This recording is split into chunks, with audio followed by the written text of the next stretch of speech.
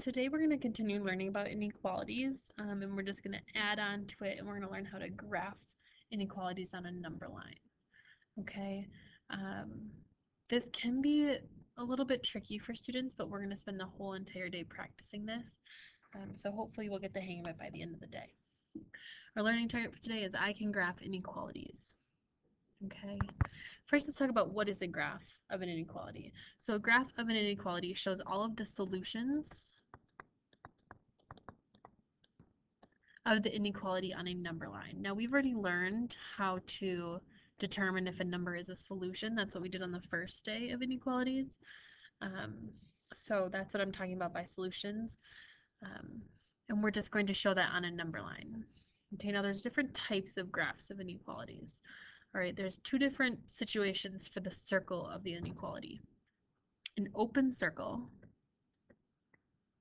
on the number or above the number is going to look like this. It's just not going to be filled in. Okay, is used when a number is not a solution. So that's going to be when you have like a less than or a greater than sign when it's not equal to. Okay, so if it's x is greater than 3, it's not equal to 3. So that's a situation when we will use an open circle to graph it. Okay, the second situation is when we have a closed circle. Okay, and that is used, it's going to look like this, it's just filled in, is used when a number is a solution. So that's going to be when it's less than or equal to, greater than or equal to. Okay, when that number is included in the possible solutions. We are then going to use an arrow to the left or right to show that the graph continues in that direction, or the solutions continue in that direction. Okay, either greater or less. If you get stuck on which way the arrow should go, you can always list a few possible solutions to the inequality to help you, which we're actually going to do for these examples right away to show you how that is done. All right. So here for some examples, we have g is greater than 2. First thing we're going to do is list some possible solutions. So on your paper, I want you to write some numbers that are greater than 2 because we want to know what are some solutions for g if g is greater than 2. Okay, now you could have any number that's greater than 2. So I just chose 3, 4, and 5. When we make a graph for that, okay, we're going to use the number from the inequality. So I'm going to make a number line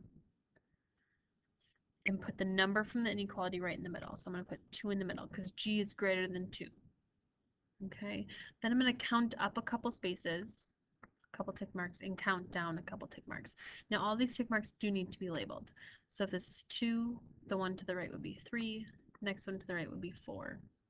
The one to the left would be 1, next one to the left would be 0. Okay, and you need at least 2 each way, but no more than that. You could do more if you wanted, but it is not required. All right, now g is greater than 2. We are going to put a circle at 2. Now I'm going to do this on top of it because sometimes it's really hard to see if we put it right on top of the number line. So I'm just going to kind of like layer it on top of it. Okay, and g cannot equal 2. It's got to be greater than 2. So 2 is not a solution, so we keep an open circle because it's not equal to 2. And these are numbers that are greater, so solutions are greater than 2, so we're going to have an arrow pointing towards all the numbers that are greater than 2. Okay. Now the reason why we use an open circle instead of just putting it on 3, okay, because our solutions start at 3, is because it could be like 2.1 or 2.999999999, okay, or 2.000000001, which would be a number like way over here. So we can't just jump all the way to 3 to put that circle and fill it in, because then we would miss all the fractions of like 2 and decimals of 2 that would fall in between here. Okay, so which is why we put an open circle, meaning it does not include 2, and then all the numbers that are greater than 2. All right. All right, let's try another example. Y is less than -8. So first thing I want you to do is list some possible solutions. What are some numbers that are less than -8? Now remember, when we go negative, they're actually larger numbers than 8, which make them more negative, which have less value. Okay, so a number that's less than -8 would be like -9, -10, negative 11. Negative 7 would not be less than negative 8. Negative 7 is actually greater than negative 8. So be careful with those negatives. When we make our graph, I'll do this in another color so it kind of stands out. We're going to put our number from our inequality, which is negative 8, right in the middle. If I'm counting up, this next one would be negative 7, negative 6, count down a couple, negative 9, negative 10. Okay, now we need to decide which circle to use. We think back to, can the solution equal 8? Negative 8. Can negative 8 be less than negative 8? No, it cannot. Okay, but to account for all those negatives, we're going to put an open circle at 8 and an arrow going towards those numbers that are less than 8. Like I said before, you could graph this right on the number line. Just make sure that you're shading it or doing it in another color so it stands out. Okay, because if we did that in blue, or if we did this in like black, the same exact color, you wouldn't really be able to tell the difference, which is why I'm graphing them above. But you can definitely graph them on there as well. All right. 2 more examples for this page. Here we have f is less than or equal to 7. So we want some possible solutions for numbers that are less than or equal to 7. I want you to list at least 3 on your paper.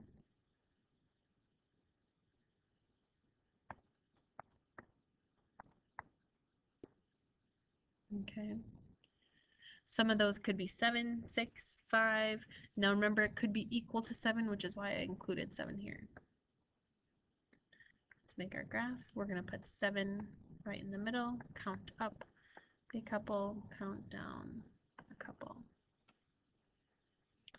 Now here we have, what kind of circle on 7? Is 7 included in the answers? 7 is included in the answers or the solutions. So we're going to shade in 7 because 7 is included. Okay, so this is where our graph starts. And it includes the 7. And it's going to be going to numbers that are less than 7, which is this way. All right, let's try number 4.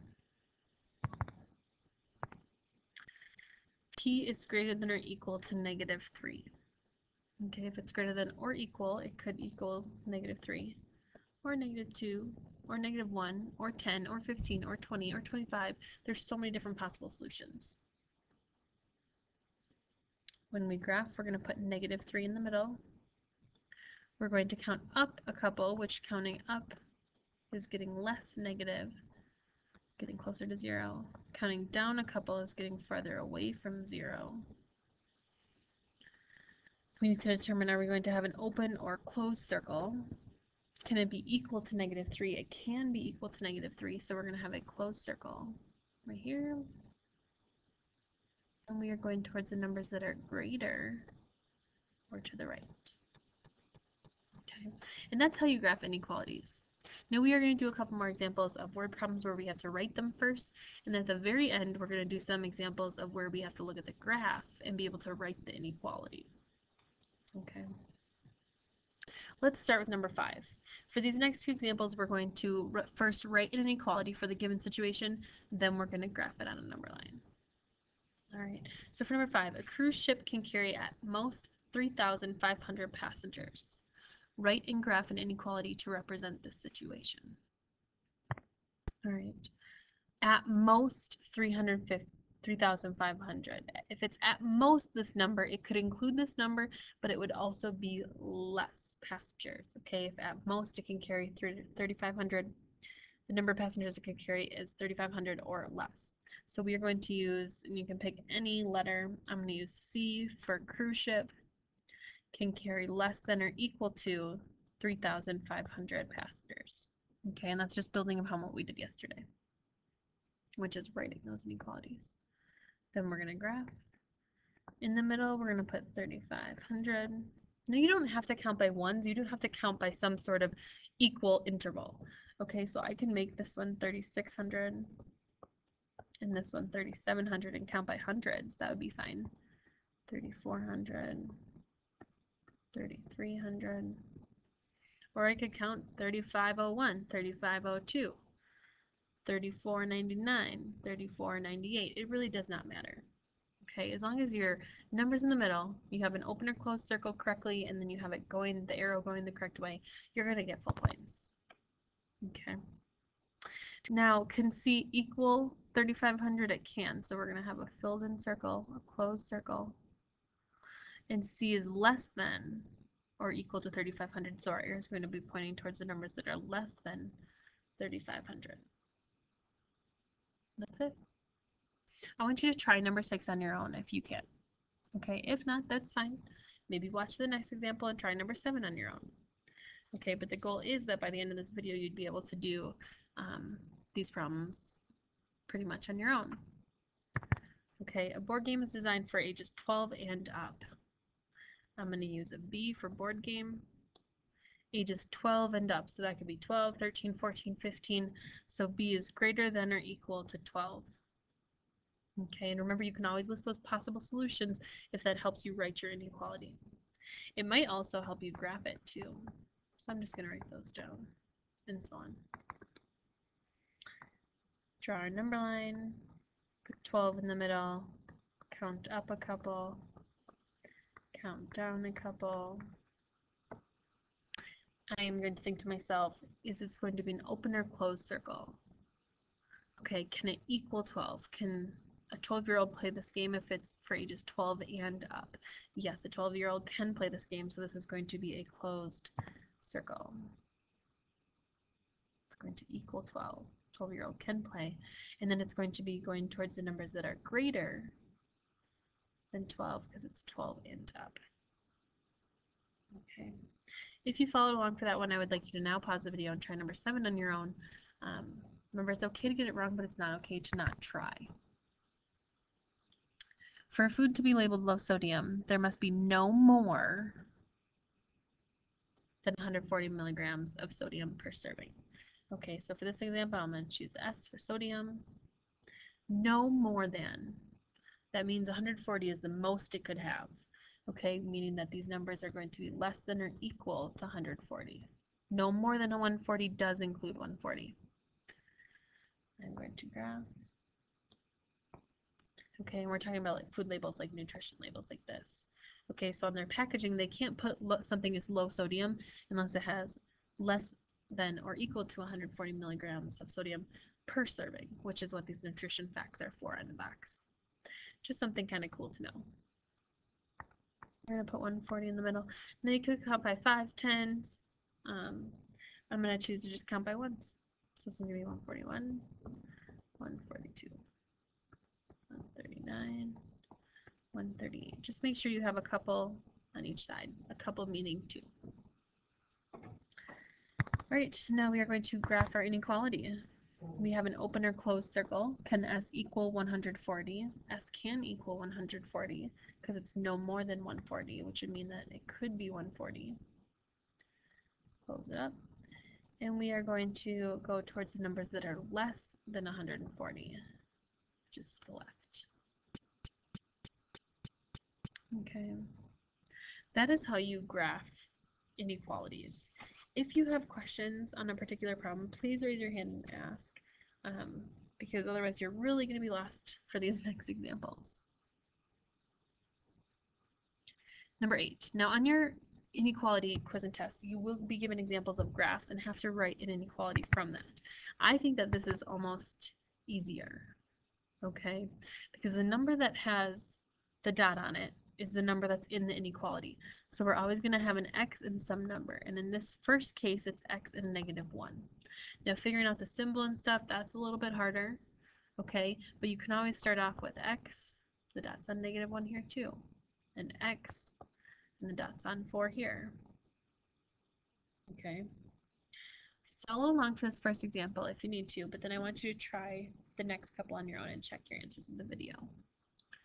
Okay, now we're going to look. It is a closed circle, meaning that it is going to be equal as well. So we're going to have that line underneath our symbol.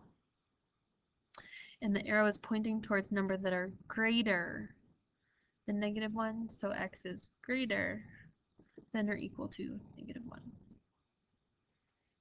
Letter B.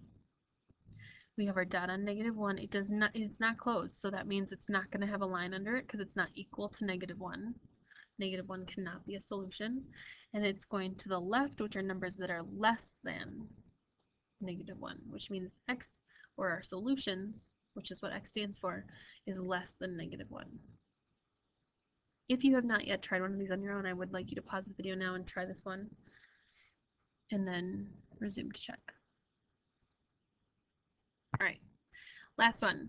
We have our x and we have our 4. It is a closed circle, so we should have a line under it because it's going to be equal to. And it's pointing towards numbers that are greater than 4, so x is greater than or equal to 4.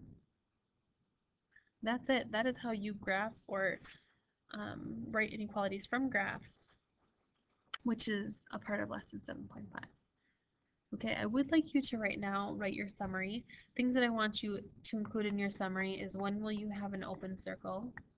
Because this is really important stuff. This is what most students mess up on. And when you have a closed circle. Okay, so just summarize those 2 main points real quick for me, and then you can move on to your classwork.